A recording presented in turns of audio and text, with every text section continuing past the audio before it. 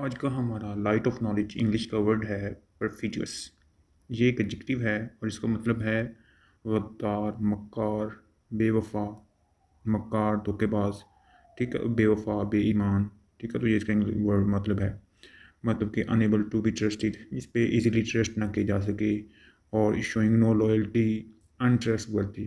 तो आपको इसकी समझ आ गई होगी वर्ड क्या है, परफिडियस। ये एक एडजेक्टिव है।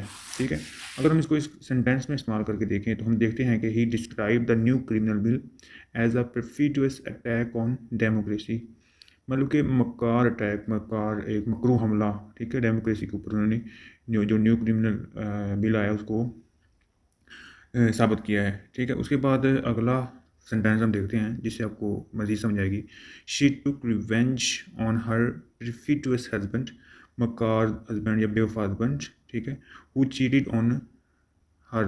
ठीक है, जिसने उसको चीट किया था उससे उसने रिवेंज लिया।